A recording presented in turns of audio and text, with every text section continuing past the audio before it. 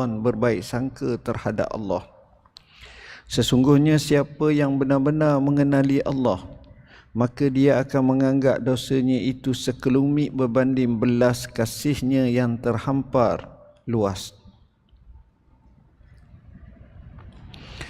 Tuan-tuan dan puan-puan yang dirahmati Allah, hikmah yang kita bincangkan dan bicarakan pada pagi ini adalah bagaimana kita sebagai seorang Islam melihat dosa itu sendiri.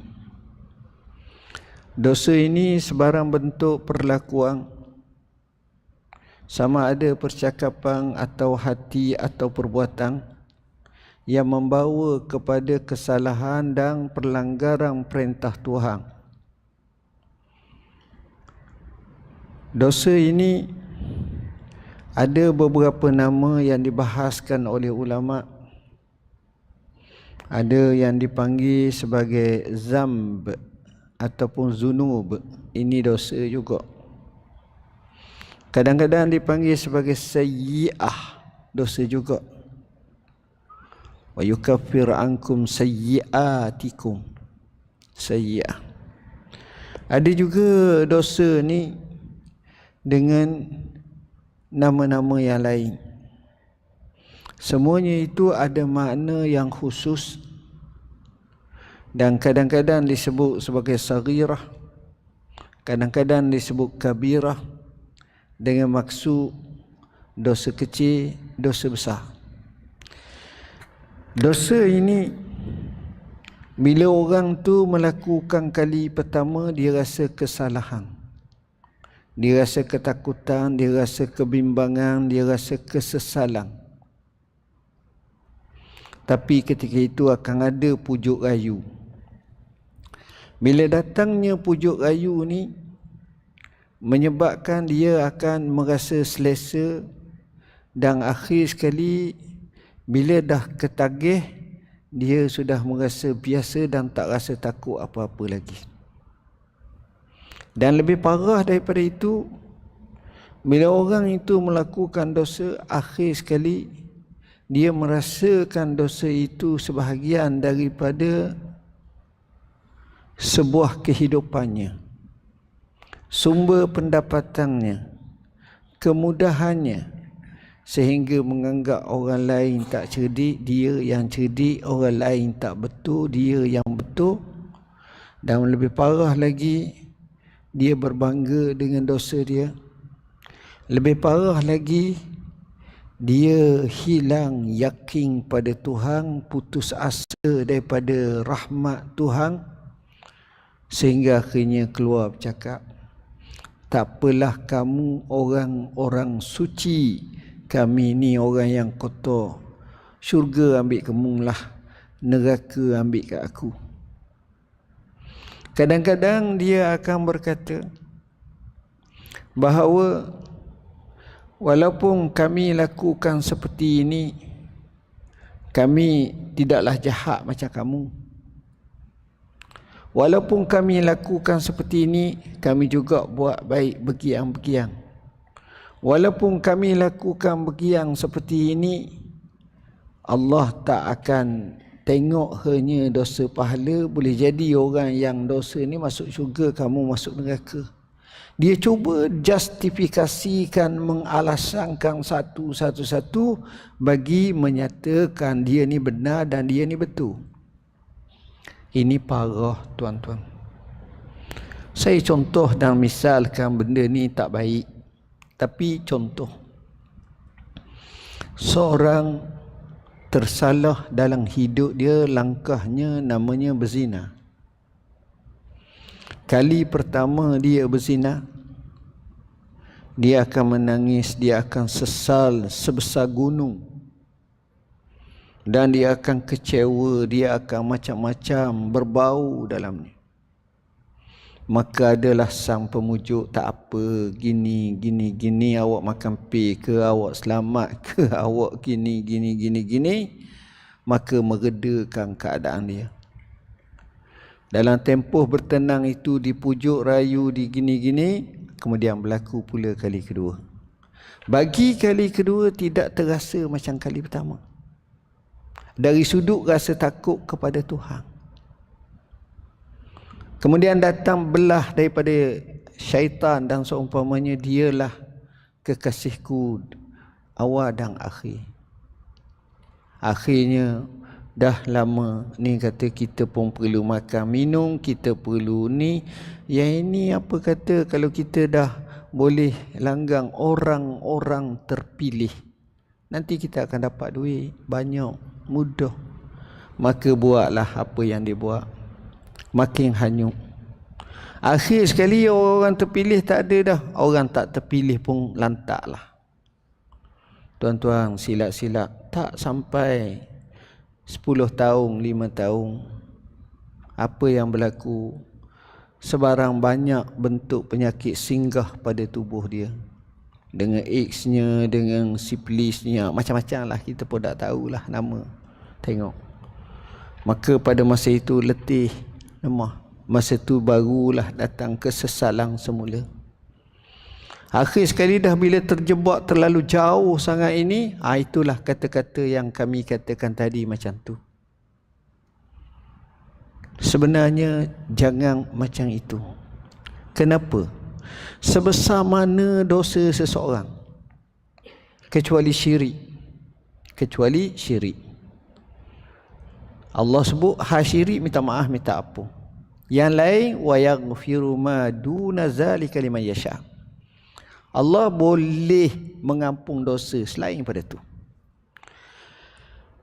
Jangan sekali-kali kita putus asa daripada husnuzan dengan Tuhan. Apa makna husnuzan? Baik sangka kat Tuhan. Orang yang kata neraka ambil ke aku, syurga ambil kamu, kubur lain-lain, tak apalah mung orang suci, kami orang kotor dan semua. Ini orang yang penyakit bala yang besar, namanya putus asa dari rahmat Allah. Putus asa daripada rahmat Allah merupakan mukaddimah dan lesen menuju ke syurga, ke neraka Allah. Tak boleh. Benar kita salah, benar kita silap. Berapa ramai orang yang berpesta dalam episod awal hidup dia dengan jenayah maksiat kepada Tuhan. Tapi akhirnya mereka kembali menjadi insan Rabbani dan termasuk di kalangan awliyaullah, wali-wali Allah. Dan cerita macam ni ramai. Bukan seorang, bukan dua, amat ramai.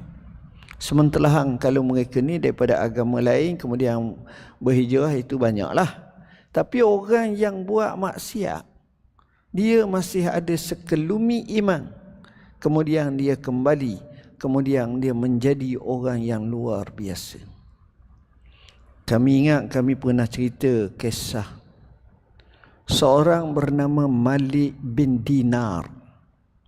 Malik bin Dinar ni sejarahnya panjang dan dia mempunyai kelebihan yang luar biasa. Asalnya dia ni macam pegawai tinggi keselamatan, ibarat macam polis ke apa ke, orang hebat lah. Dan orang yang hebat. Dengan sebab itu dia ni cerita lamalah, hampir 1000 tahun dah. Dia ni aksesnya mudah. Jadi dengan kuasa dia, dengan gagah dia, dengan hebat dia, dengan ni dan kayanya ni dia boleh macam-macam dapat. Antaranya dia ni adalah kaki pemabuk. Arak disebut sebagai wakana sikira. Sikir ni maknanya orang yang mabuk, kaki mabuk. Kaki mabuk. Mana bila kaki mabuk ni, arak tu mainan lah.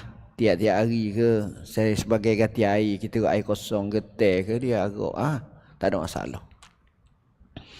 Tak cukup itu, dia juga dengan perempuan-perempuan. Tak cukup itu, mungkin boleh pau orang duit ke apa ke semua. Jadi orang takut boleh semualah. Hidup tenang ini. Tapi dalam macam tu pun dia ada menikah. Dia menikah. Allah takdirkan dia dapat seorang anak perempuan. Anak perempuan dia comel. Kecil bukan besar lah, comel, cute, comel. Putih ke apa, campur agak gitu kan, comel. Dia suka sangat awak main ketika anak tak teh berjalan molek. Suka. Tengah-tengah suka main budak umur 2-3 tahun, 3-4 tahun ni. Budak ni mati mengejut. Budak ni mati, tak tahulah mati mengejut tak, mati. Bila mati, berlaku kemurungan kepada dia. Teringat anak, Allah sayang sangat. Itulah anak dia, sayang, tinggal. Tapi masih lagi buat perangai macam biasa lah. Satu malam, Malik bin Dinar ni mengikut setengah riwayat, dia bermimpi. Mimpi dia ni pelik. Dia bermimpi, dalam mimpi tu dia berjalan. Tengah dia berjalan, tiba-tiba dia tengok seekor ular besar. Dan ular besar ni kejar dia. Kejar tu maknanya lajulah, meluncurlah. Kejar. Kejar tak ada kaki lah. Bukan kejar ada kaki. Ular kejar. Apa lagi? Dia lari dengan selari kuat sungguh. Sebenarnya kadang-kadang berlari dalam mimpi ni letih kau tuan-tuan. Tercungak-cungak kau. Lari sungguh. Lari punya lari dekat namanya. Dekat. Allah lari. Tuhan saja yang selamat. Tengah-tengah lari dia tengok ada seorang lelaki tua. Lelaki tua ni berjalan lembek. Dia pergi kat lelaki tua tu. Lalu dia katakan kepada lelaki tua tu, "Pakcik, tolonglah hamba. Selamatlah hamba daripada ular ni." Pakcik kata, "Hamba sendiri pun tak lepas nak berjalan. Macam mana nak ni? Kalau awak nak selamat, awak naik atas tempat tinggi sana tu. Macam bukit sikit tinggi. Dan di situ ada taman. Awak cubalah naik atas tu, mungkin awak boleh selamat." Dia pun lari pula. Kawan ni kejar pula. Kejar Allahu Akbar. Letih dia. Sampai di atas tu, tiba-tiba dia tengok ramai kanak-kanak kecil. Bila tengok kanak-kanak kecil, tiba-tiba dia nampak anak dia. Anak dia pun terus tarik dia. Anak perempuan dia kecil ni, tarik dia. Bila tarik dia tu, ular nak mari lawang ular tu. Kalahlah ular tu, ular tak boleh. Lepas dah selamat. Bila selamat, dia pun berehat tengok tempat cantik. Anak dia pun suka dia. Anak dia pun duduk atas riba dia, duduk main dengan dia. Dia kata, "Nak,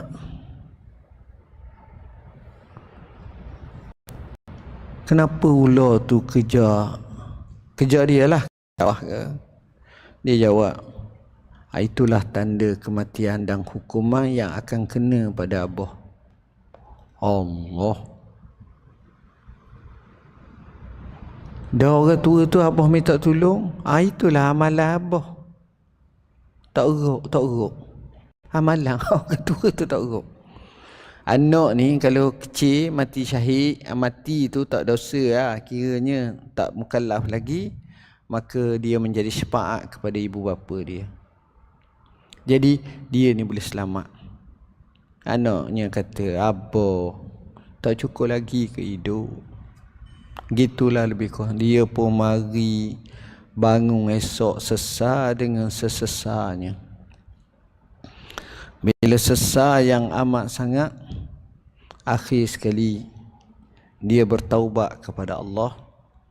Dia tinggal semua sekali. Dia kuat ibadat, semayang, puasa, Ibadat hak dia qada, hak lepas-lepas dia qada, dia buat sekejap je, dia buat sungguh-sungguh.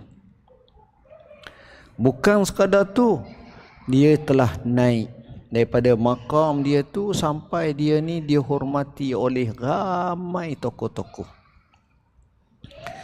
Para ulama hormat, tokoh-tokoh yang lain hormat, ahli tasawuf hormat. Sampai kepada tahap dia juga menjadi guru yang mengajar terutamanya kerohanian jiwa. Anak saudara dia pernah kata, aku nak tengok perangai Malik bin Dinar ni macam mana. Sebab setiap malam sudah semaya, isyak ke apa, dia akan masuk bilik dia, dia tak keluar sampai pagi. Itulah masa awal dia tak buat banyak lah. Jadi anak saudara dia kata, aku nak tengok abah tu pak saudara dia buat macam mana. Duduklah dalam bilik tu sembunyi. Dia masuk, rupa-rupanya dia tak tidur.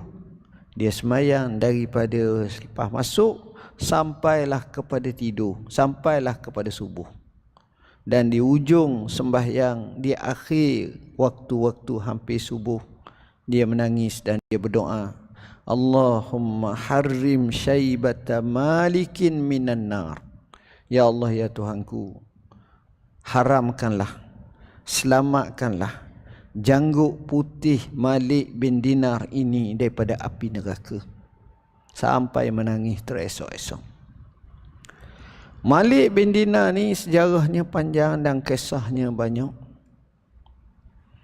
Dan kadang-kadang Allah tunjuk bukan dia sahaja hebat, anak murid dia pun hebat. Ada seorang anak murid dia ni dikatakan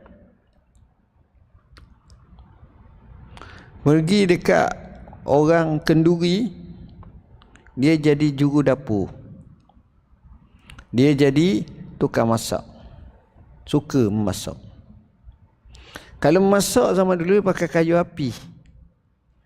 Bila kayu api tu tak apa nak nyala kerana arang tu, kerana banyaknya dia punya abu dan seumpamanya, dia ambil tu dengan kayu api, api tengah bakar tu dengan tangan dia je. Peh. Macam kita gosok tanah liat ke apa gitu je. Tak acur.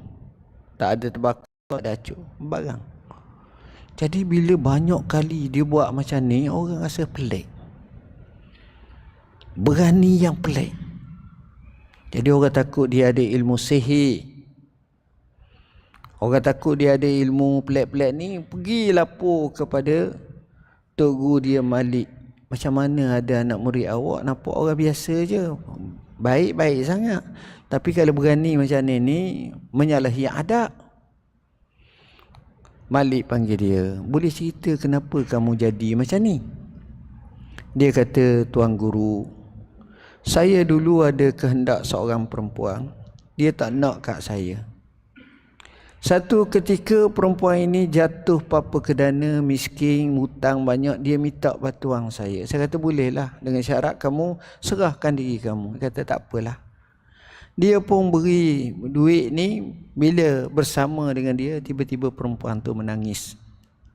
Lalu bila menangis, dia tanya kenapa. Dia kata, aku takut pada Allah. Bila kata gitu, dia kata, kau ambil lah duit kau, kau bebaslah. Kau tak ada apa-apa dengan aku, duit ambil semua.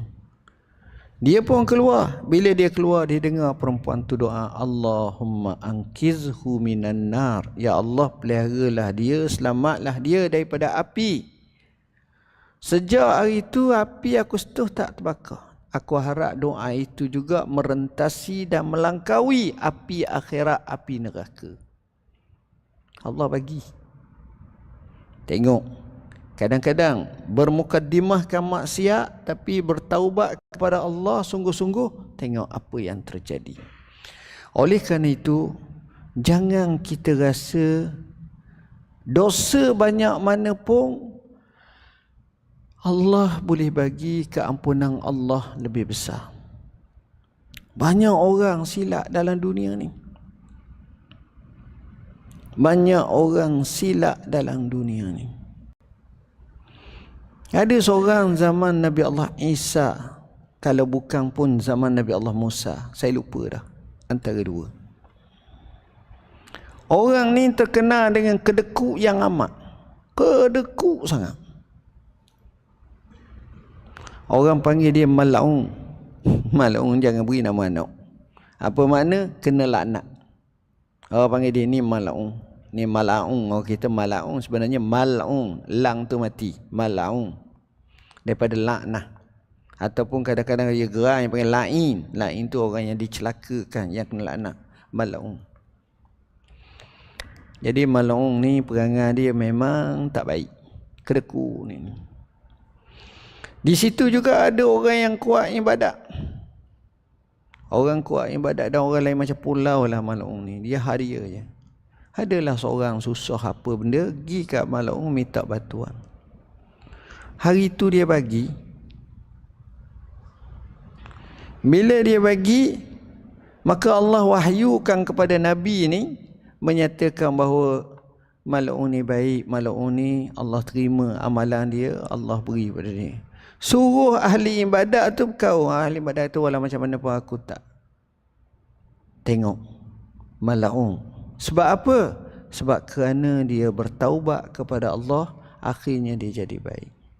Tuan-tuan, di belakang jerjak besi, berapa ramai orang yang bertaubat kepada Allah. Orang yang tersilap dalam perjalanan, banyak masalah, dia bertaubat kepada Allah. Hampir sepanjang zaman Allah tunjuk. Seorang perempuan, orang gelar dia sebagai Imra'atu Unais, zaman Nabi, berzina. Dia telah berkahwin, dia berzina. Dia pergi ngadu kat Rasulullah, ya Rasulullah, hamba berzina. Rasulullah tak terima. Akhirnya dia royak betul-betul, Rasulullah terima. Tapi masalahnya dia mengandung. Nabi kata sehingga lahir kandungan. Sudah lahir kandungan, dia datang lagi Rasulullah. Rasulullah kata sehingga anak tu selesai susu pisah daripada tubuhmu. Maknanya umur 2 tahun. Lepas tu dia datang lagi. Ada riwayat kata macam tu. Selepas dia tengok budak ni boleh dah makan roti apa-apa, maka perempuan ini direjam. Bila perempuan ini direjam, maka adalah orang cakap, ada orang mencelakakan perempuan ni. Orang kata begiang. Nabi marah semua. Nabi kata apa? Laqad tabat taubatan law kusimat taubatuha ala sab'ina min ahlil Madinah lama wasi'atuhum. Perempuan ini telah bertaubat kepada Allah dengan taubat yang sebenarnya.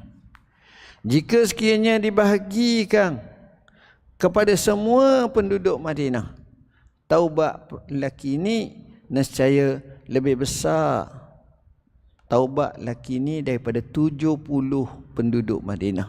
Nabi cakap tu zaman bila? Zaman dia. Penduduk Madinah tu bukan penduduk Madinah sekarang. Maknanya penduduk Madinah zaman sahabat lah. Sebab dia taubat dengan taubatan nasuha. Allah ampun. Cerita seorang sahabat Nabi juga berzina, namanya Ma'iz. Ni orang lelaki pula. Dia pergi kat Rasulullah SAW, dia kata, ya Rasulullah, inni qad zanaitu, ya Rasulullah, hamba berzina. Nabi kata, atadri mazina, mu tahu tak makna zina? Dia kata tahu. Satu riwayat Nabi kata, abika junun, adakah mu gila? Dia kata tak. Satu riwayat Nabi kata, abika khabalun, adakah kamu ni tercak akal? Dok, kata dia. Lepas pada tu dah yakin sebab dia ikrar. Kaedah fiqh kata al-iqrar sayyidul ahkam. Ikrar itu adalah penghulu hukum. Bukti ikrar kuat sangat. Tapi ikrar tak boleh bagi pihak orang lain. Untuk diri dia je. Saya ikrar bahawa dia ni jahat. Saya ikrar tak. Mana bukti mu dari cakap orang lain? Hang cakap awak je. Saya ikrar bahawa saya tak semayang. Saya ikrar bahawa saya... Untuk diri dia. Orang lain tak boleh. Itu ikrar. Hak lain jadi saksi pula. Kalau orang lain tu jadi saksi. Lain daripada ikrar. Tengok. Akhirnya Nabi kata tak apalah. Kita rejam dia. Maka dia rejam. Masa tu rejam taklah orang kata kena tanang gini-gini. Pakat lepor batu je. Jadi dia lari. Nabi kata apa mu kejar mereka? Dia. Dah suruh kejam sampai mati, akhirnya dia meninggal. Nabi puji Ma'iz al-Aslami ini dan menyatakan Allah terima segala taubat dia, Allah ampun dia, Allah beri kedudukan yang baik. Dan ini berlaku tuan-tuan. Kisah teramat banyak. Kerana itu jangan sekali-kali kita abaikan husnuzan, baik sangka dengan Tuhan. Walaupun kita nak mati. Nak mati pun jangan husnuzan, jangan su'zan dengan Tuhan. Terutama sekali kena pegang buah ni. Masa kita nak mati tu apa benda kena ingat. Jangan duk sebut sangat, duk ingat sangat, duk sangka sangat. Tuhan tak ampun dosa dia. Tuhan ni putus asa. Sebuah riwayat, ada seorang sahabat namanya Sa'labah. Sa'labah ni ramai nama. Kalau kita kaji berapa orang ramai nama Sa'labah. Cuma kisah Sa'labah orang duk cerita tak bayar zakat tu kaya raya tu, itu adalah kisah yang amat dangkal, lemah. Kita telah jawab tidak ada asasnya. Tapi Sa'labah yang disebut ni ada Sa'labah al-Khushani. Ini perawi hadis sahih dan banyak lagi Sa'labah. Ramai nama Sa'labah ni. Tapi ada seorang lelaki. Orang ni tuan-tuan muda, bukan tua lah, muda. Mungkin 18, 19, lebih sikit kurang sikit. Nabi hantar dia satu urusan. Dia pun pergi melalui kawasan orang Ansar. Sampai dekat orang Ansar, adalah sebuah rumah terbuka. Pintu depan buka. Sampai pintu pula zaman dulu mana ada design macam kita sekarang. Adalah macam bilik salin pakaian ataupun apa dalam rumah tu, yang letaknya kain je. Dia tak ada batu-batu kain. Jadi kawan ni tengok di belakang kain tu dah nampak cahaya jelas sikit. Gambaran seorang perempuan yang pecak kain baju dia nak salin baju. Nampak. Kalau kita tak apa jelas sangat lagi. Nampak gitu je. Bila dia tengok macam tu, dia terpandang. Lalu dia menginsafi dan dia rasa takut Allah turun ayat munafik kepada dia. Terus dia lari ke sebuah bukit jauh daripada Madinah sikit, pinggir. Dia tak balik-balik. Nabi tunggu sehari, 2 hari, 3 hari, seminggu, 2 minggu, tak balik-balik. Nabi runsing kat mana orang ni? Sahabat ni. Rasa dekat hampir 40 hari, kat sebulan lebih. Nabi gerak hati, Nabi bagi tahu kepada Sayyidina Umar dengan seorang 2 lagi kawan, sahabat, suruh pergi ke arah Beriang-Beriang. Tanyalah dapatkan orang tu, kalau boleh awak balik. Sayyidina Umar pergi sampailah kat ujung dah ni kat Badui dah kot ataupun orang kampung dah ni. Sayyidina Umar temu seorang yang pengembala unta ataupun kambing. Dia tanya. Dia kata, boleh kenal tak? Ada tak orang bergiang? Orang ni tu jawab, orang yang selalu menangis tu. Sayyidina Umar kata, hamba tak tahu. Orang yang tak tahu. Cuma orangnya muda gini. Dia kata orang tu lah. Kalau tuan nak, tuan jangan cari sebab dia duduk atas tu, jauh. Cuma perangai dia, setiap petang sebelum maghrib dia akan turun. Dia akan turun, dia menangis seorang-seorang. Dia minta izin nak minta susu. Kalau ada roti sikit tu je, susu semangkuk. Rupa-rupanya dia puasa. Puasa. Minum sudah diucap terima kasih, dia naik. Nangis je. Kalau awak nak, dia akan datang petang karang sikit, awak sembunyi, awak pegang dia. Dia kata okey. Bila dah kawan ni dah nangis ni, betul Sayyidina Umar kata kenal dah. Dia minum, Sayyidina Umar pun keluar. Dia kata, ilaika anni, mu larilah daripada aku tak nak. Sayyidina Umar kata, tak, macam mana pun aku nak pegang mu hari ni. Dia pun tak bergerak dah. Bolehlah pegang. Bila boleh pegang, bawalah dia balik. Dia kata, adakah aku Quran turun atas aku, Quran mencelakakan aku, Quran mengatakan aku ni munafik dan seumpama. Tak, Sayyidina Umar kata, aku tak tahu langsung. Ni tugas aku bawa mu temu Rasul. Sampailah ke rumah, ada orang jaga. Sayyidina Umar datang ke rumah Rasulullah SAW. Ya Rasulullah, kawan kita tu, sahabat kita tu siapa dah, dapat dah. Nak suruh hamba bawa dia sini ke ataupun Rasulullah nak datang? Kata biar hamba lah datang.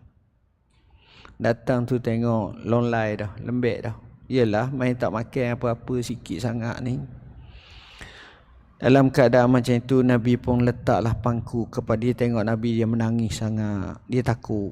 Nabi pangku dia atas ribaan. Nabi tanya dia macam mana, gini pun. Dia pun cakap lah. Dia kata, ya Rasulullah, adakah wahyu Tuhan turun menjadikan saya golongan munafik? Nabi kata tak. Adakah? Nabi kata tak. Barulah dia reda. Dia lega dan reda hati dia. Tapi letih yang amat. Ketika itu dia pun cakap dengan Nabi. Dia kata, ya Rasulullah, saya merasakan daripada ujung ibu jari kaki saya ni, dalang tu macam semut sedang merayak naik ke atas ni. Siapa dekat dengan buku lali, siapa kat beti, siapa kat lutut, naik. Nabi kata, awatajidu zalika, mu rasa macam tu ke? Dia kata, ya Rasulullah. Rasulullah sallallahu alaihi wasallam terus berkata. Apa kata Rasulullah SAW? Mu kata, apa yang kamu hendak, apa yang kamu harap, apa yang kamu bimbang, apa yang kamu, begitulah 2-3 soalan. Dia kata, saya mengharapkan keampunan Tuhan. Saya takut azab Allah. Saya mahu rahmat Allah. Nabi kata, tidak berhimpun kepada seorang hamba dalam situasi seperti ini, melainkan Allah akan bagi apa yang dia harap. Allah lindung apa yang dia takut. Allah beri apa yang dia minta. Allah amang apa yang dia bimbang. Begitulah 2-3 perkara disebut. Kemudian selepas tu dia meninggal dunia.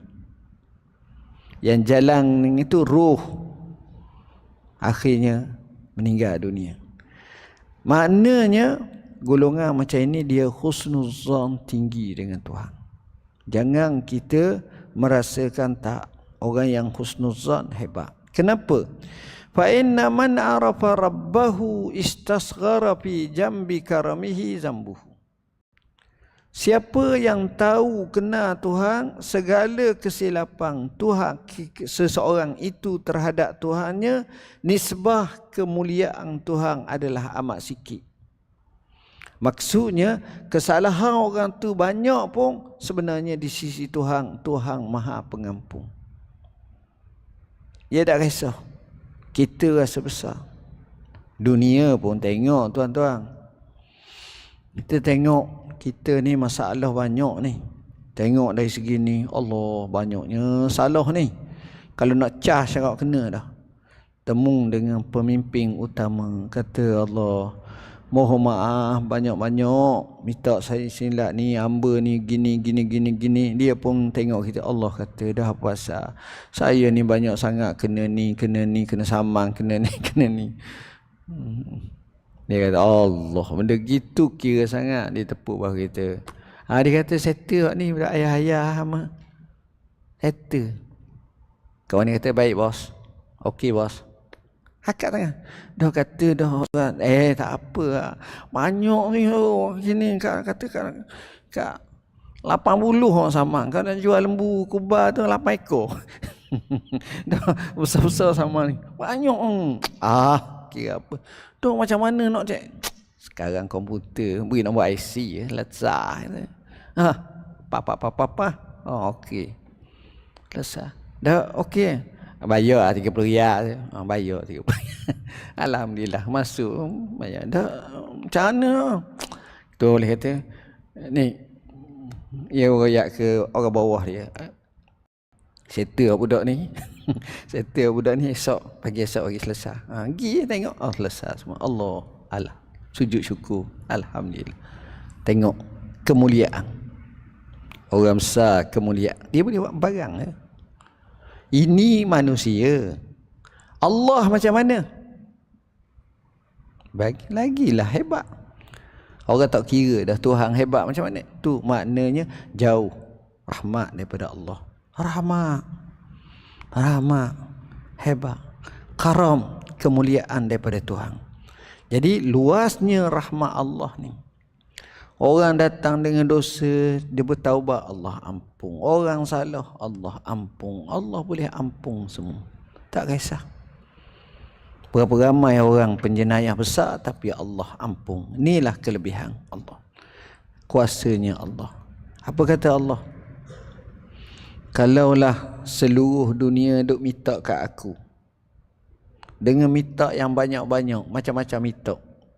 Kalau aku beri semua hajat besar-besar, hak ni minta 10 bilion, hak ni 40 bilion, hak ni tanah 10 negara, ni minta semua. Dia kata kalau aku bagi semua kali pun, ma naqasa min mulki syai'a, tidak kurang sikit pun kerajaanku. Sebab dia maha kaya. Inilah Allah Rabbul Alamin. Wallahu a'lam.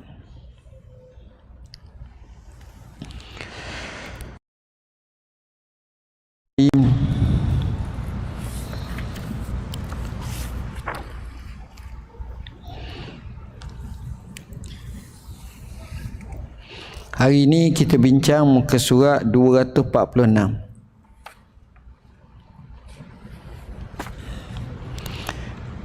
Selasa pagi hingga malam. Ni selepas wafat Nabi SAW. Pada 13 Rabiul Awal tahun ke-11 Hijrah. Jenazah Rasulullah SAW dimandikan dan disolatkan.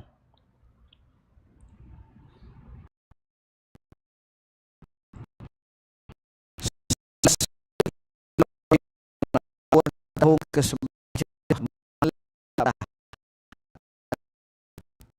jenazah Rasulullah SAW dikuburkan tanpa menanggalkan pakaian baginda. Ni pelik daripada orang lain. Orang lain tanggal pakaian. Awak tok imam ke, tok guru ke, ustaz ke, mana orang Islam lah, dia tanggal dia mandi betul-betul. Rasulullah tak. Kenapa dia menyebut nak tengok dia punya dan Nabi ni tak. Ada riwayat menceritakan zaman dia dengan Abu Talib dulu, dia Abu Talib nak tukar pakaian pun Abu Talib tak tengok. Dia tak ni Rasulullah ni. Jadi tubuh dia ni lain tuan-tuan. Tubuh Nabi ni.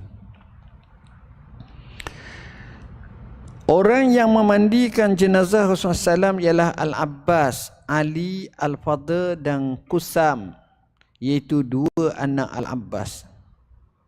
Abbas, pak saudara Nabi, Ali, menantu Nabi dan juga sepupu Nabi, Al-Fadl, sepupu Nabi, anak kepada Abbas, Qusam, sepupu Nabi, anak kepada Al-Abbas. 3. Jadi 4 orang mandi.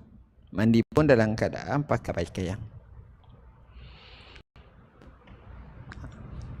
Mungkin kita kenal Fadl. Fadl ni adalah sepupu Nabi. Dan kita kenal Qusam. Qusam ni rupanya macam rupa Nabi. Nanti kita bincang dalam buku ni. Muka dialah sepupu.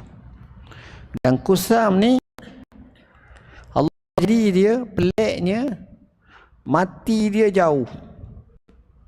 Ni dia mandi di Madinah. Dia mati di Uzbekistan. Satu-satunya sahabat yang mati di Uzbek dia Qusam. Bila dia datang ke Uzbek ni, orang tengok heran macam mana datang. Dakwah suhu. Jadi akhirnya pengaruh dia besar. Maka mereka kata kalau dia baik macam ni, dia ada hebat, kita ujilah sekali ke apa. Adalah orang jahat, pergi bahan curi, pergi bunuh belakang, mati dia. Bila mati, selepas daripada tu, kawasan tu pun merasa sedih, silap, kenapalah orang baik ni kau pergi bunuh gini. Dan Kusam ni kubur dia di atas bukit sikit, tinggi, kan nak naik tu naik tinggi jugalah. Satu-satunya sahabat Nabi yang kuburnya ataupun makamnya di bumi, jaraknya mungkin 1000 batu daripada kota Madinatul Munawwarah, Kusam. Jadi Kusam salah seorang yang mandi mayat. Begitu juga kedua anak, Syukran maula Rasulullah SAW. Ada seorang maula Nabi namanya Syukran. Syukran juga ada. Usamah bin Zaid yang menyimbah air. Ali pula memandikannya. Aus menyandarkan jasad Rasulullah SAW ke dadanya. Jenazah baginda dikafankan dengan 3 helai kain putih suhuliyah yang diperbuat daripada kapas. 3 helai je pakaian. Mereka mengenakan kain tersebut pada jenazah Rasulullah SAW satu persatu secara berlapis. Baju ada, lepas tu masuk 3 helai, sungat mati 3 helai. Mereka mengenakan kain tersebut pada jenazah Rasulullah SAW satu persatu secara berlapis. Macam kita tengok cara orang kafan mayat lah. Rasulullah SAW tidak dipakaikan gamis, baju dan serban. Maknanya tak ada. Daripada sini mungkin selepas daripada tukar tutup tu, bolehlah tukar tu. Dia tak pakai serban, dia tak pakai, orang panggil jubah untuk, macam kita tengok kadang-kadang orang-orang bukan Islam kan, dia pakai kuk, pakai ni. Tak, Islam tak macam tu. Mereka seterusnya mereka berselisih pendapat berkenaan di mana hendak dikebumikan Rasulullah SAW. Ini saya kata fatwa Abu Bakar, peristiwa wafat Nabi nampak dia take over semua. Ni orang panggil buah-buah sepelek lah. Buah-buah orang tak tahu, dia tahu. Orang tak tahu, dia tahu. Abu Bakar jadi khalifah dah. Latih dah. Maka Abu Bakar berkata bahawa beliau pernah mendengar Rasulullah SAW bersabda, ma qubida nabiyyun illa dufina haisu yuqbad.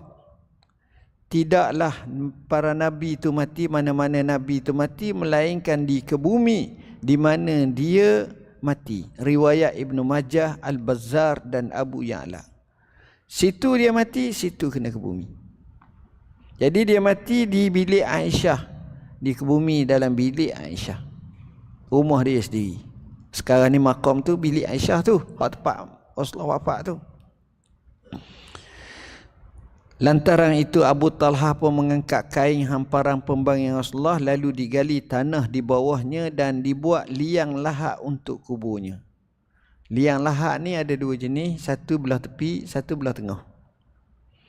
Belah tepi pun ada boleh buat, belah tengah pun boleh buat. Lepas tu letak papang sekeping. Itu sebahagian daripada caranya. Kemudian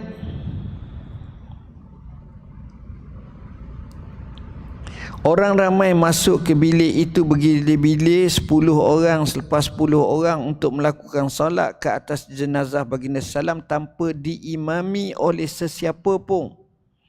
Tak ada Tok Imam. Nak jadi Tok Imam depan Tok Imam tak apa kena. Rasulullah tu Tok Imam dah. Imam yang seorang-seorang. Ini pun orang tanya kenapa salat jenazah untuk Nabi ni dia tak berimam. Mungkin ada banyak sebab lah. Sebab yang pertama ialah rumah Nabi pun bukan besar sangat, kecil je. Sebab yang kedua, macam saya sebut tadi, tak layaklah seorang tu nak jadi imam kepada Nabi ni, jadi nak lead ni. Sebab yang ketiga, suasana macam tu Orang tak pernah tengok kesedihan yang amat-amat sangat. Kesedihan yang amat-amat sangat. Bila orang sedih ni tuan-tuan, dia semayang pun lain macam. Orang sedih.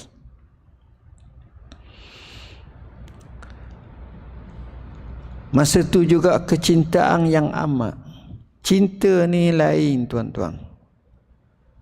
Orang ni cinta kat Nabi, orang ni cinta kat Nabi, orang ni cinta kat Nabi. Sama-sama cinta ni masing-masing kadang-kadang dia rasa biarlah dia lama sikit dengan Rasulullah. Hak ni nak lama, hak ni duduk doa, hak ni duduk semayang, hak ni duduk semayang. Tak sama tuan-tuan. Kita tengok kita semayang sunat je, hak ni laju, hak ni slow, hak ni lambat. Semua ngadak Tuhan belaka. Ini perasaan. Dan hikmahnya di situ juga mengajar kepada kita, itu akan berlaku keselesaan kepada sahabat-sahabat perempuan pun tak sekali gini-gini. Dan itu juga menggambarkan kedekatan sahabat dengan Nabi. Kalau semayang ramah, ada ramah tu ujung nung seorang ni tak boleh masuk dekat semayang depan. Siapa boleh semayang depan tu Rasulullah. Yalah tu keistimewaan sahabat yang hidup zaman tu lah, yang duduk di Madinah. Ini banyaklah boleh kita kaji dan boleh dilihat oleh pandangan para ulama.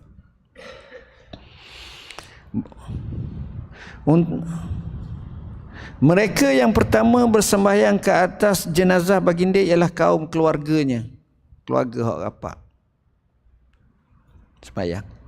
Sembahyang jenazah kepada Nabi. Kemudian orang muhajirin macam Abu Bakar, Umar, Uthman. Ni orang muhajirin. Diikuti orang ansar. Orang ansar pula mari sembahyang. Orang perempuan bersembahyang ke atas jenazah baginda selepas semua orang lelaki selesai. Ni giliran perempuan pula sembahyang. Selepas itu kanak-kanak pula melakukan salat jenazah. Lepas tu giliran kanak-kanak pula masuk sembahyang. Terdapat riwayat daripada Ibnu Abbas radhiyallahu anhuma bahawa mereka yang turun ke dalam liang lahat baginda semasa proses pengumian ialah Abbas, Ali, Qusam bin Abbas, Al-Fadl bin Abbas, Syukran. Orang yang tadi juga mandinya. Hak mandi, hak tu juga turun ke liang. Manakala dalam satu riwayat lain daripada riwayat Ibnu Ishaq daripada Husain bin Abdullah daripada Ikrimah daripada Ibn Abbas katanya, mereka yang turun dalam kubur SAW ialah Ali, Fadl, Qusam dan Syukran. Lalu disebutkan orang kelima itu Aus ibn Khawli. Aus ini kemudian disambung pula dengan kisah kain katifah yang diletakkan dalam kubur oleh Syukran. Selain itu terdapat juga riwayat daripada Ibnu Abbas radhiyallahu anhuma katanya, ju'ila fi qabri Rasulillah sallam qatifatun hamra. Diletakkan dalam kubur Rasulullah SAW sehelai kain katifah berwarna merah. Riwayat Muslim. Ibn Ishaq menyebut Al-Husain bin Abdullah menyampaikan kepadaku daripada Ikrimah daripada Ibn Abbas katanya, mereka yang turun dalam liang lahat Nabi SAW, mereka semuanya kecuali Al-Abbas menyebutkan bahawa Syukran ketika meletakkan jasad Rasulullah SAW ke dalam liang lahatnya, dia telah mengambil sehelai kain katifah berwarna merah yang dahulunya biasa dipakai yang dibuat alas oleh baginda salam. Kemudian kain tersebut telah ditanam bersama baginda salam dalam kubur. Syukran berkata, demi Allah, tak ada seorang pun yang akan memakainya selepas kamu. Lalu kain itu telah ditanam bersama baginda sallallahu alaihi wasallam dalam liang lahatnya. Ini berlaku. Sehari penuh pada hari Selasa itu dipenuhi dengan urutan peristiwa tersebut. Mati hari Isnin tengah hari, duha yang nak ke tengah hari, pelantikan hari itu petang ke ataupun ni. Selepas selesai pelantikan khalifah di Saqifah Bani Sa'idah, mereka urus jenazah Nabi. Sehari penuh pada hari Selasa itu dipenuhi dengan urutan peristiwa tersebut, iaitu pemandian jenazah. Dan kemudian orang ramai secara bergilir-gilir masuk ke dalam bilik untuk melakukan salat ke atas Rasulullah sehinggalah menjelang malam Rabu. Sebab masa tu dia tahu macam kita lah, 5 minit seorang, 5 minit tak, bebas lah. Orang nak sembahyang, nak macam mana tepat sembahyang. Untuk melakukan Rasulullah sehinggalah menjelang malam Rabu. Mana ramai orang sahabat-sahabat pergi sembahyang. Aisyah radhiyallahu anha berkata, "Ma alimna bi dafni Rasulillah sallallahu alaihi wasallam hatta sami'na sautal masahi min jawfil laili min lailatil arbi'a." Kami tidak tahu entah bila Rasulullah SAW dikebumikan sehinggalah kami mendengar bunyi penyodok tanah di saat tengah malam pada malam Rabu.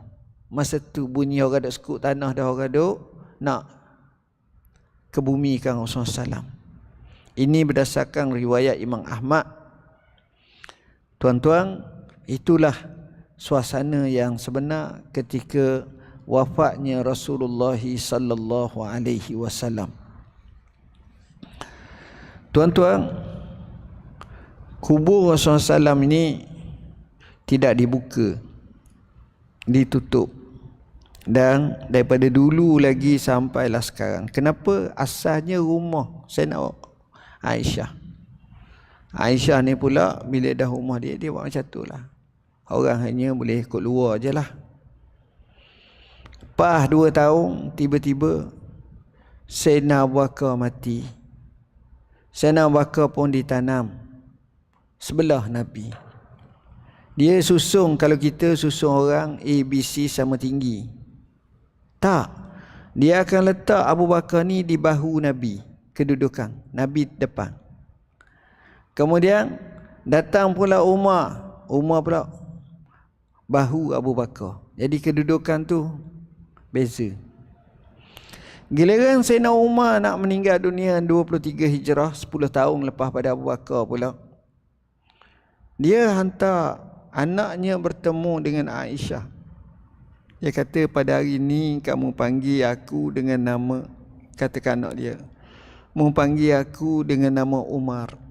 Jangan panggil Amirul Mukminin. Bagi tahu kepada Aisyah Ummul Mukminin, Umar minta izin. Kalau kamu izinkan untuk aku dikebumikan berhampiran dengan 2 sahabatku Rasulullah SAW, Abu Bakar. Kalau kamu tak izin, maka kebumikanlah Umar di Baqi'.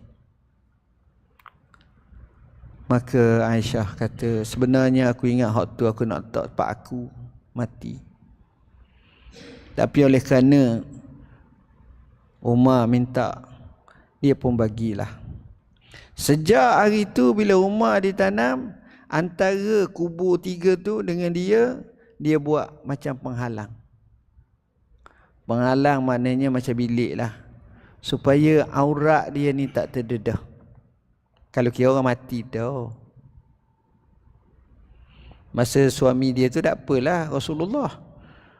Bapak dia pula, Abu Bakar tu bapak dia. Bila Umar ni dia buat penghalang. Ini warak orang zaman dulu, tuan-tuan. Dan orang macam ni mana ada orang tanam mayat. Bini sayang betul lelaki pun mayat dak tanam dalam sebilik. Dan memang tak buat pun, lain ni orang tak buat macam tu. Tengok hebatnya zaman dulu. Dan Rasulullah SAW satu-satunya makam yang paling ramai orang ziarah di muka bumi ni. Tak usah kira lah. Dan apa berlaku, saya tengok sahabat-sahabat Nabi memang luar biasa semua. Ialah Abu Bakar dengan Umar tu sekali dengan Nabi lah. Kalau pergi ke Turki, Abu Ayyub Al-Ansari, kubur dia, orang panggil Sultanate Ayyub. Buka je penuh beratur. Ini sama juga dengan Kusam. Saya pergi, saya tengok sama. Cuma di Jordan kurang sikit. Bila ada sebab sahabat-sahabat ramai mati sana. Macam Dirar Ibn Al-Azwar atau Auzar. Ni hebat ni, panglima ni. Adalah kita boleh pergi tengok gini-gini. Sama juga macam kita pergi tengok seperti Syurahbil bin Hassanah. Itu pun sama. Sama juga seperti Muaz Ibn Jabal. Sama juga seperti Abu Ubaidah Al-Jarrah. Ada orang tengok tapi tidak sekencang macam hari itu. Kalau sebelah Mu'tah pula seperti 3 sahabat utama, Zaid bin Harisah, begitu juga Abdullah bin Rawahah dan Ja'far bin Abi Talib. Tapi kubur ataupun masjid Ja'far lah paling besar. Masjid Ja'far At-Tayyar. Setiap satu tu ada masjid masing-masing. Tapi mereka ni bijak, mereka tak letakkan mayat tu dalam masjid, pinggir masjid, tepi masjid. Jadi sembahyang tak semua mayat lah. Sama juga Khalid Al-Walid di Syria. Situ juga. Gitulah keadaan sahabat ni. Manusia yang mulia yang telah melihat manusia yang paling mulia Rasulullah SAW. Sekadar itu aku qauli hadza wa astaghfirullahalazim li wa lakum. Wassalamualaikum warahmatullahi wabarakatuh. Bismillahirrahmanirrahim. Allahumma faqihna fid din, alim ta'wil. Allahumma ja'alna minal ladzina istama'a qala fayatib. Wa sallallahu ala sayyidina walhamdulillah. Esok saya jemput tuan-tuan sekalian hadir majlis kita belajar. Cuma esok kita takhir sikit, lebih kurang dalam pukul 9.30, 9.45 kita mula. Kita nak sudah pukul 10.30, 10.45. Jadi insyaAllah lah saya jemput semua keluarga pergi dekat dengan apa nama ni, kompleks. Baca macam biasa je. Kebetulan saya takhir, kira-kira macam tengah hari lalu lah, mana-mana yang ada. Sekadar itu. Wassalamualaikum warahmatullahi wabarakatuh.